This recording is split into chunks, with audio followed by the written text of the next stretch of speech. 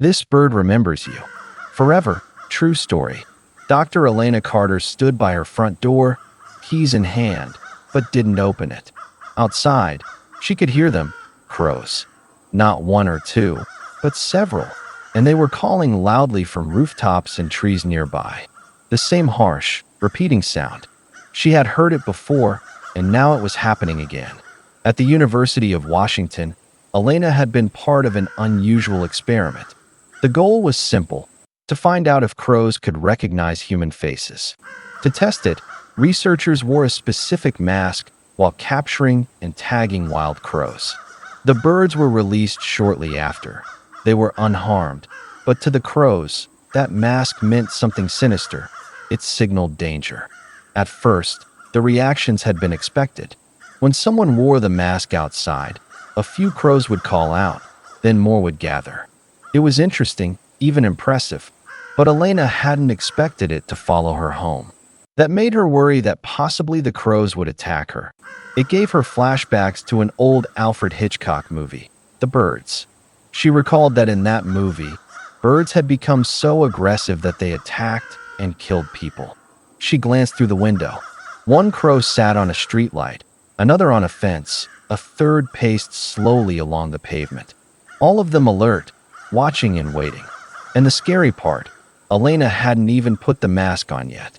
Carefully, she opened the door and stepped outside. For a moment, nothing happened. Then a single call, sharp and sudden. Her stomach tightened.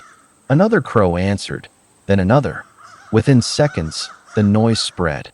Crows lifted off from rooftops and trees, circling above her as the sound grew louder and more constant, aggressive, impossible to ignore. More birds arrived, drawn by the calls, dropping in from all directions. Then one of them swooped. Fast, low, close enough to feel the air move past her head. Elena flinched. Another followed, not attacking but warning. Too close, far too close. This kind of behavior isn't unheard of. In parts of England and the UK, in London and Bristol, people have reported crows swooping at pedestrians during nesting season, sometimes even striking their heads. In Sydney and Melbourne, similar behavior has been widely reported, with birds targeting specific individuals over repeated encounters. But what was happening here felt different. This wasn't just instinct. This felt personal. They followed her. Every step she took, they tracked her, tree to tree, lamppost to lamppost. They were always above her and always watching. The calls didn't stop. If anything, they intensified, echoing off buildings and surrounding her completely. It didn't feel random anymore. It felt targeted. Another swoop came, lower this time, closer. Elena stopped walking. Her heart was racing. The noise, the movement, the constant presence above her. It was overwhelming. She turned and walked quickly back toward her door, trying not to run. The moment she stepped inside and shut it behind her, the sound dulled, but it didn't disappear completely. She picked up her phone. "I think they recognize me," she said. There was a pause. "You're not wearing the mask, are you?" "No." Later that day, a colleague arrived to pick her up. They decided to test it.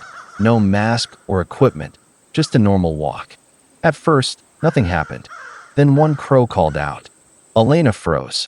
Her colleague looked up. Another call followed, then several more. Within moments, the same pattern returned. Crows gathered, circled above them, calling out. Then a sudden swoop. This time, her colleague ducked instinctively. They looked at each other. No one needed to say it. This wasn't coincidence. Back at the University of Washington, the implications became impossible to ignore. This wasn't just recognition, and it wasn't just memory. The crows seemed to be sharing their recognition. Crows that had never been captured were reacting.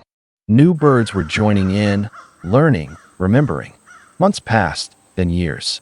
The experiment was repeated in the same area, using the same mask. The reaction came instantly. Crows gathered again, calling, following, watching. But many of these birds had never seen the original mask. They had learned it from others. The memory had been passed down from bird to bird, from generation to generation. Now think about that. A wild animal that can recognize your face, remember what you did, and warn others about you, not for minutes or days, but for years.